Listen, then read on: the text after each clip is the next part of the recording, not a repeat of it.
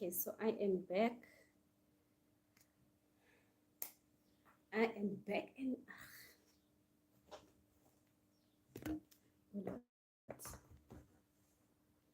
hello, wonderful people. I hope you can now hear me. Doesn't matter.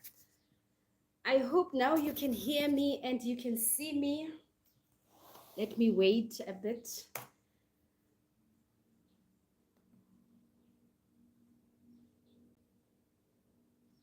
Okay, I see there is one person who has logged in.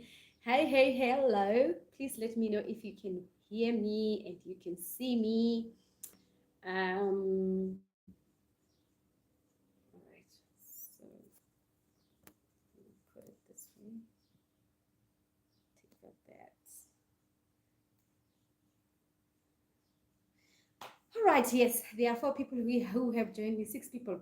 That's good. And you know what, guys? I want to go to the mall. I thought I was going to end this live at 1:30 so that I can rush to the mall. Please let me know, or let me just hear myself. Oh, okay, all right. Yeah, they say iPhone, what. I was doing that live with this iPhone. So it was just showing me flames. Anyway, let us continue. For those who are logging in here for the first time, oh my goodness, I got choked there. Um, for those who are logging in here for the first time, please do subscribe to my channel. Let us grow this community together. And my name is Malebo. I don't believe that I have to do an introduction again, just in case somebody who was not doing who did not join that other live is here, right? So my name is Coach Malebo. I am a holistic life coach. I help my clients heal from their past traumas and pain and also manifest the life they truly wanted. And I have 2 books called The Journey and Confessions.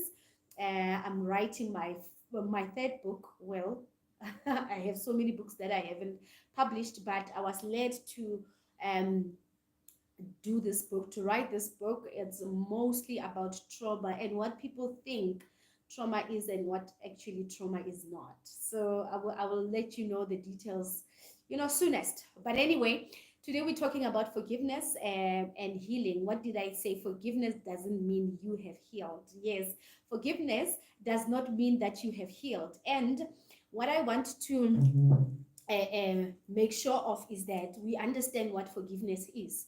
So there are many types of forgiveness. So today, for the purposes of today and time, we're going to talk about 2. There is forgiveness where you can say, I have forgiven Fiona, right? Maybe Fiona did something to you and you say, I have forgiven Fiona. But actually, when you have just done it to keep the peace, yeah, that's the word, just to keep the peace. You just saying, I just want to keep the peace. So Fiona, goodbye. Yeah, I forgive you, right? Whether you tell her or not.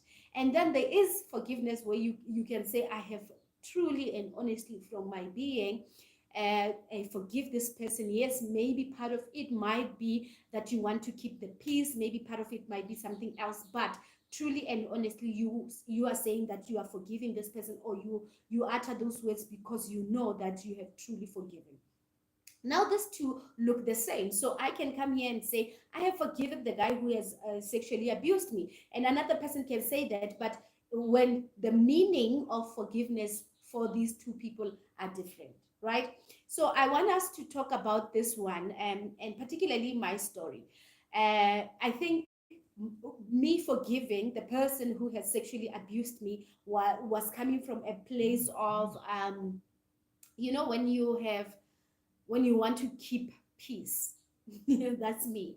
And I have seen in my life that I am always the one who's always keeping peace, even though I don't look like, my friends would be like, no, you are always the one who's telling us 1, 2, 3. Yes, I can confront people, I can, but most of my life, it has been centered around me wanting to keep the peace, and because of what had happened in my childhood.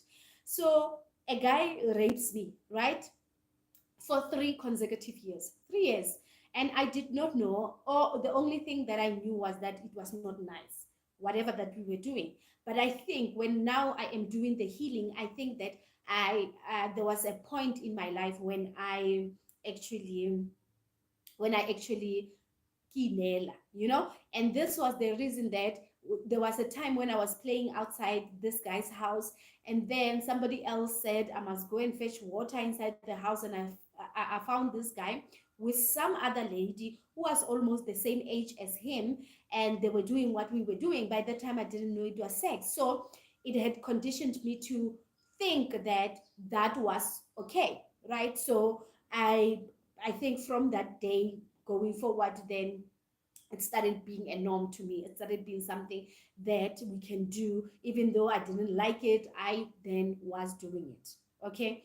So later on in my life, when I found out that actually this guy took my virginity without my consent, the first thing that I decided to do, and because of the situation that was around me, and one of the situations is that I was known as this girl from home who, everybody babua ka ene, the parents ba reng, "O ska ba tshwana le ngwana ga ma old John, don't be like that girl, and a whole lot of things that had transpired because of the pain that I was feeling on the inside. I started drinking, I started smoking, I started doing a whole lot of things that the society at that time were not used to. Now when a woman is drinking and smoking is not really a problem, but by then it was a problem. So when I found out what had happened to me, I actually even found out through people in my village calling me a prostitute, through a man almost my father's age saying they slept with me, and I was reading a newspaper. I don't know if it's possible really that a person, maybe prostitutes do that, but when a person is busy with you and then you are reading a newspaper. So there was a whole lot of story around my name, and just to keep the peace, I thought, you know what, I'm not going to tell anyone, and anyway, nobody's going to believe me because I have stories of sex. So I cannot now come with another story that a person, when, who can prove that? This is me against me, right? Then I said to myself, I am going to forgive this guy. And honestly, I did. I did forgive him. Like when I look at the things that I did forgive him. But it was not like I was healed just because I forgave him, right? And because I didn't know most people talking about how they have been sexually abused and things like that, I also kept quiet, and I said, you know what, this story must go to rest. This story must go to rest. I'm going to live my life, the way I want. I'm going to take it to the grave. There was no way in my wildest dream that I thought I would be live and on TV and everywhere talking about sexual abuse. That was not like the plan. The plan was for me to just enjoy life. Now, while enjoying life, one of the things that I saw in my life, particularly, was when my ex-boyfriend at the time wanted to give another woman a phone, and I felt like I couldn't live without him, and I wanted to kill myself. So the second part was, a sequence of relationships that I have been in where people just take me for granted. I would love them, I would go all out for them, but these people will just do whatever they want, right? That was the second one. The third one, now, it was not even in relationships, it was at a workplace. I was hired with three other people. I was the one who was getting the beatings. I was the one who was always talking about a sad story, talking about telling other people that, my boss did this and all that, you know. Um, I actually was calculating. I have 11 years experience in the IT industry, right? And my salary by this time should have been like, I should have been like Kobo executive, But because what happened throughout my career, which was the energy that I was carrying, I got demoted along the way. There was a time when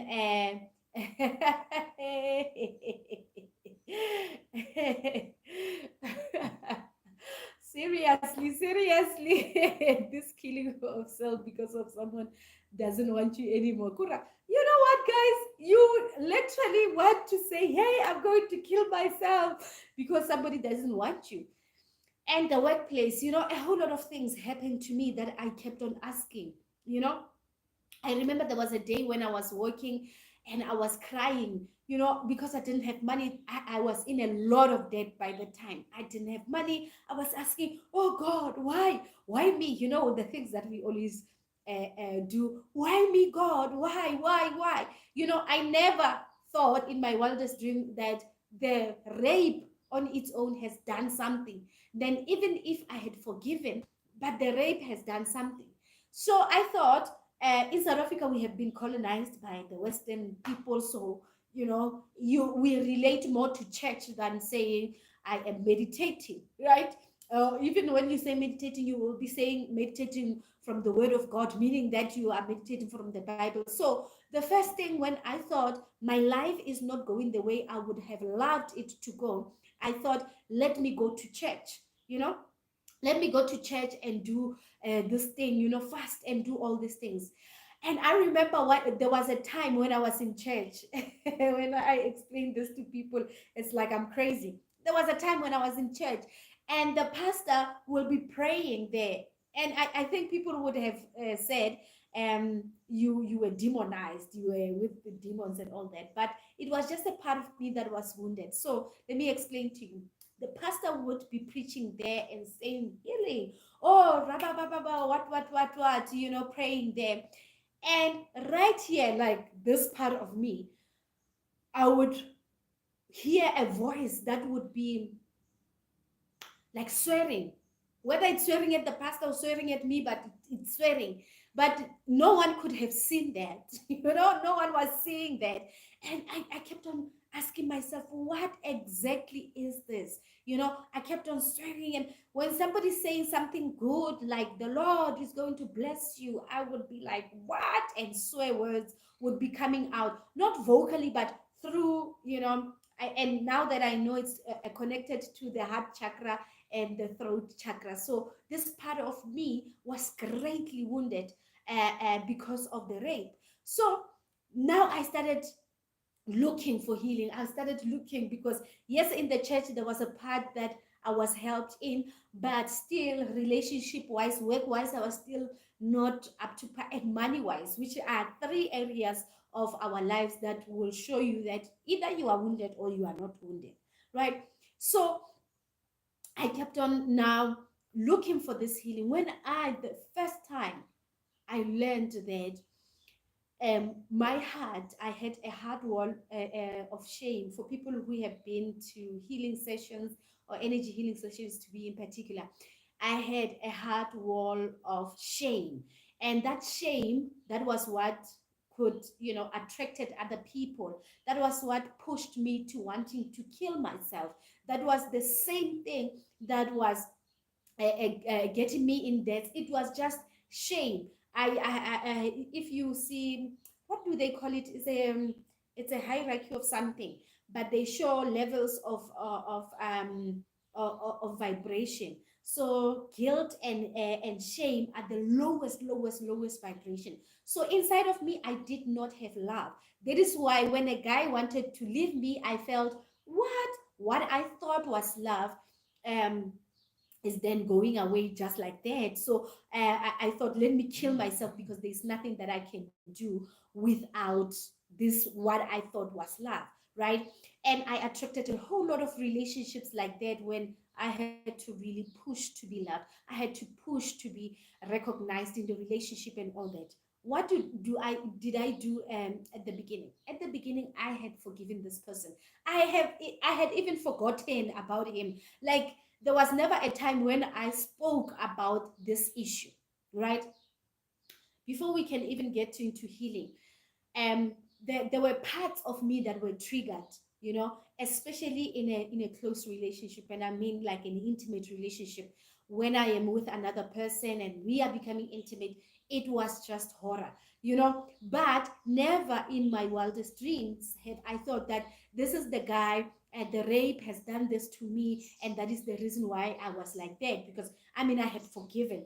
Christ said, "Forgive them because they don't know what they are doing." So I had also forgiven. Why couldn't that burden be taken off? And also, the Bible says, um, come to God those who are heavily burdened. I went to God and I cried out loud and I said, I want to have a new job. I was stuck in a company for 6 years. Even the people that I got there with, they had already gotten another job. So when I now stepped into this thing, and meditation, energy healing, and all the things that I have been doing for the past, I think, 8 years, if not, yeah, 8 years or 7 years, then that was the time when I realized how badly wounded I was. So the forgiveness, it was just a 1% of the work. So if you are 100% wounded, if you forgive, should you choose to forgive, which is good, you can choose to forgive, but it was just 1% of the whole thing, and not, what other people have been telling us about forgiveness, right? So I then started my own journey now. I was starting now the journey of forgiveness, of healing myself, of understanding that I've got an inner child, and this inner child, or this person within me, is actually wounded. That is the reason why they are swearing. People couldn't see it. I could hear it. Your voice inside, and nobody can hear it. You can only hear it. So I then walked on a journey to heal myself. And when I understood that there was a part of me actually that was wounded, and all of those things that happened, I then, I integrated my inner child, and today I am here. I can, be live, and I know certainly that there would be people who would come and watch my live videos, whether on a recording, and there would be people signing up for my programs and all that. Now that was the process of me healing. So what am I trying to say? I am trying to say that the forgiveness is good, but it is better when you do it after you heal, because now you would understand the damage that the person has done to you. So it's good to forgive. Whether you forgive the first or the last, but it is good. But the forgiveness, it will be even much proper if you do it after you have went through a process of healing. Now, not so long ago, and I think I spoke about it, I don't know, in one of my lives, that my mom went and spoken to that guy. Well, I didn't know. So the time when I told her, she decided to go and speak to this guy. And my mom said, she was telling me, my mom was here. So we were talking, unlike when we are talking through the phone, conversations are limited. So this time around, my mom was here and she was telling me that, when I went to this guy and I said to him, um, I trusted you with my child, and the next thing that you did was to rape my child. This guy said, I was enjoying. That is the reason why I did not come out and tell people that I was raped. I'm laughing because, like, whatever thingy that he can say about me, whatever, everything that he can say or do at this point in time, I am solid where I am now. I am not 100% healed in what he did, but I am surely 80% healed in what he did to me. So when he said that, my mom said, I freaked out. I told him, and then later on, that's when he said, no, I'm sorry, or whatever. But with me personally, whether he could have said that to me or not, I know from this point, I did not only forgive him, because the problem is that when you forgive and not heal yourself, this person can still come and they can trigger you. They can just say, when you were enjoying this sex, when you were enjoying my man, those type of things. And then it can trigger you. Now you go back to the person that you were before, right? So I always say forgive, heal first, and then when you understand the process, then you can consciously say, I am forgiving you. When you understand the process of healing, then you can say, I forgive them. But anyway, I'm not going to tell you what to do, but this is just an advice. So how do you then see how the pain of the other person has affected you, and if you have forgiven them, and even if you have forgiven them, if you have actually healed from that. Now, healing, guys, is not something that you do once and then you go. You know, I, you know, now I'm told that I need to go off from Facebook. you know, and last week also I was off from Facebook because of the death of Ricky Ricky, and not actually the death of Ricky Ricky that did that, but a lot of people always making an excuse for not wanting to heal, because oh, men cannot open up because women are what, oh, what, those type of things. And I said, my spirit said, shut down Facebook and focus on yourself, girl. And I shut it down, and I came back, I think, on Sunday, when it was my husband's birthday. But how do you then know that you have particularly healed from the issue? Number one, you should be able to create life. You should be able to create things. You should be able to be in your power.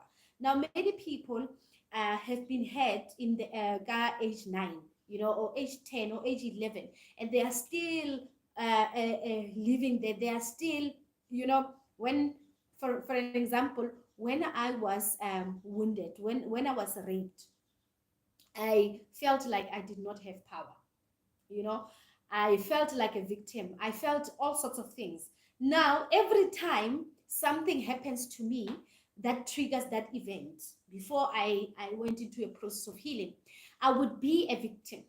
I would feel like I don't have power to change it. And, for an example, my workplace. So I have been having, if anyone has experienced racism in their lives, is me. A woman, a black woman who had a higher, certificate and diploma and everything, and people, just decided, because of obviously the energy that I was emitting, right? So as I was doing that, as people were doing that to me, I thought I don't have power uh, to fight them, or to get whatever that was right for me. What I felt every time I was a victim, and guess what I was doing? I was going to my friends, yo, why is my man today? She did this, he did this, what, and I will not stand in my power and stand for myself. So that's how you would see that you have not healed completely, or you are not in a process of healing. There are some people who would do a process of healing and leave it, and then go back to who they were before, and come back, and the back and forth, yourself.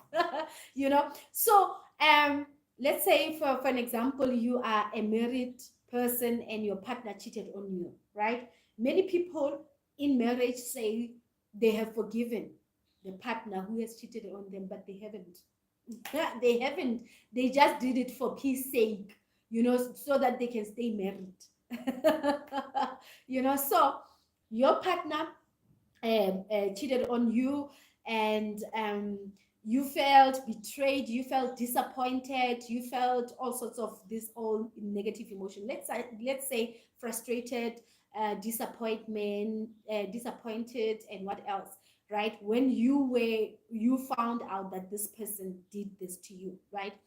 Next time another person does something to you, right? Something like, they just stole your thing, they just taken your phone, they took your money, and they did not bring it back. You are going to operate from this, from disappointment, from frustration, from sorrow, and whatever that you felt from the first time when you felt this pain. So your husband disappointed you, or your wife disappointed you. Now, when the next person disappoints you, you operate the same. You operate from the same consciousness, you operate from the same pain, you operate from that, because it triggers a part of you that hasn't been healed within you. And again, you have attracted people like that because of your level of vibration. The second part is, you are now, maybe you have been wounded in um, your childhood, right? Like me, and then Now you are starting your life anew. You are fresh from, you saying that you are a coach or you are selling something. Let's just say you are selling something. You are in the business of selling. You are selling Herbalife. Now, Herbalife is something that you can sell because, everyone wants to lose weight. I mean, I sell Herbalife myself.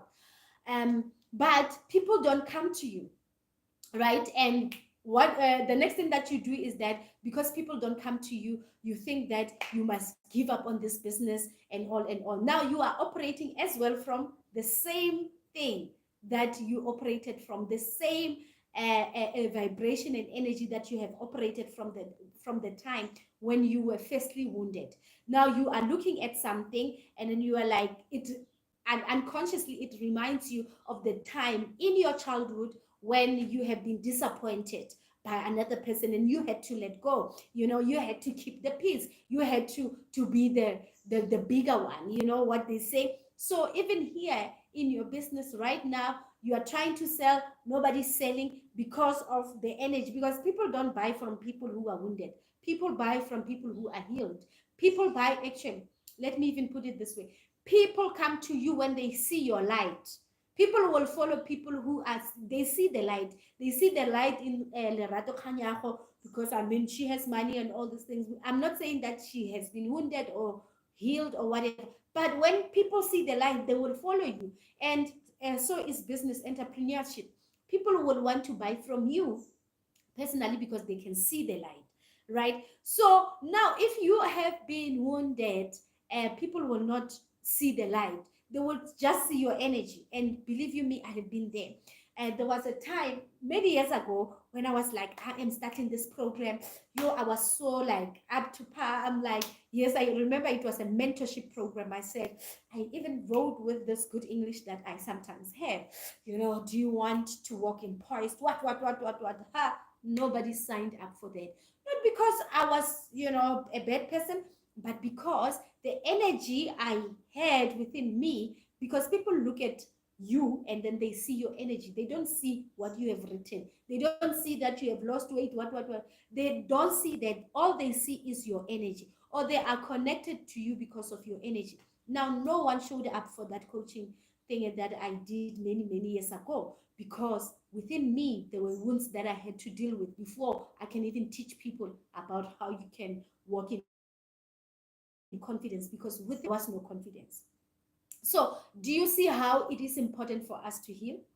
Do you see how it is important for us to understand that forgiveness is just a portion of healing, but you have to do the work, because whatever pain that comes into your life, it psychologically changes you. Now if a man came into your life and they gave you children and then they left, what do you think about men? Psychologically you're thinking that every man out there, that is why you hear people saying every man cheat, because every man out there that has been with them has done the same thing because of the wound, and they kept on uttering those words, they kept on attracting it until they go into a process of healing, until they go into a process of understanding what pain they had to endure and what it did to them. So today is 30 minutes. What time is it? Yeah. So today my point is that when you have been through any other type of pain, right? And of course you have forgiven that person. I don't know, it's only you and your God who knows that you have forgiven that person. The only thing that I am asking is that you must go through a process of healing, and a process of healing is different from different people. And I want to emphasize that the reason why God made you know people to know that there has to be therapists, coaches, and energy healers and all that, it's because there are other problems that cannot be prayed away. You can't pray away trauma. Unfortunately, you can't. So many people use the setup of a church to say, now I'm healed. But when you look at their life, it has nothing to do with him, right? So I'm not saying don't go to church, and I'm not saying stop going to But I want you to take your healing seriously. This is one of the things that people don't take seriously. When you take your healing seriously, you would understand a life of ease. You will start understanding how to make money with ease. You don't have to, fight for this money. You don't have to push somebody to love you. They will just love you the way you are. Right? You don't have to clean and cook and do all that so that you can get married. Somebody who has always been waiting for you will be there for you, right? Will be there for you to marry you and give you the life that you want. And I can sit here and talk about how personally my life has changed when I started healing. My money, I was in debt. I no longer have debts. When I get my salary, when I pay myself from um my business, I actually do it with ease. I control my money. I know where my money is going. Of course, I have like things like policies, like a life cover, all that. But I know where my money is going, and it happens with ease. So all I'm asking is that also prioritize your healing. If you don't know where to start, ask. You can ask me, coach, this is what I have been through. Please don't ask on behalf of someone else. Because there are people who come in and are like, I want to ask, my wife is this. Stop diagnosing people, guys. Stop diagnosing people. So ask, if I mean, I am not the one who thinks that I can heal people with everything. I have a healer myself. I have to go through this process of healing and elevate so that I can help people who are coming after me. Because when you are a person, you are a leader, and then you don't heal yourself, you will see. I mean, let's just look at our government today. What is happening? It's because of unhealed souls within the government. Oh Lord, unhealed souls within the government that are leading us, and the world is so much in pain because of the people up there. So I am asking that you also prioritize your own healing. You prioritize. A lot of people have this thing, oh, meditation is for who? Oh, this is for who? Ask your soul. Your soul knows. There are some of the things that I don't do, like card reading. I haven't connected to it. And because maybe this is not me at this stage, but there are things like meditation that we were not taught, as Black people, as South Africans, that meditation is good for us. But the more I meditate, the more I connect with myself, and I connect with the self, and myself then tells me about the things that I have to heal within me. At times, I don't even need to go to my coach to do that. I would just connect with myself and just be silent. And when I'm silent, the Bible even says it, be still and know that I'm God, and that God is within you. So when you silently connect with yourself, then you will be able to ask question, empowering question. How can I help you heal yourself? How can I help you grow? Right? So do let me know if you have any comments and any questions that you would like to ask me.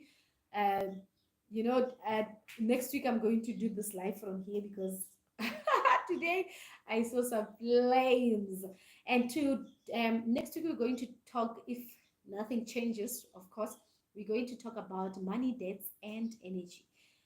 We're going to talk about how we can get our people really out of debts, because um Zibu started this movement where we pay 200 per month for 12 months so that we can help people with debts pay up their debts. And I hope that you are also contributing to that movement. Go and check out Zibu's page and contribute and help people, get out of debts. But we need to get to the bottom of what actually drives people uh, what actually drives people to debts. I thank you all. If you are here again for the last time, if you are here for the first time, please subscribe to my YouTube channel. I mean, I am like, few subscribers away from 1,000 subscribers. Do share my content if you feel like, and I'm going to leave my number here should you want to text me. We have a retreat actually for ladies in here. We have a retreat. All you need to do, ladies, is to pack your bags and come.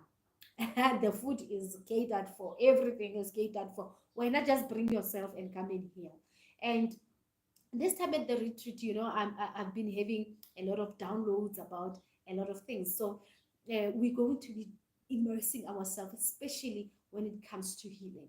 So you want to come around and let us have fun while we are healing. So the retreat is 4,500. For 4 days, you pay 1,000 rand to book your space. So thank you very much for being here. I love you. Good night.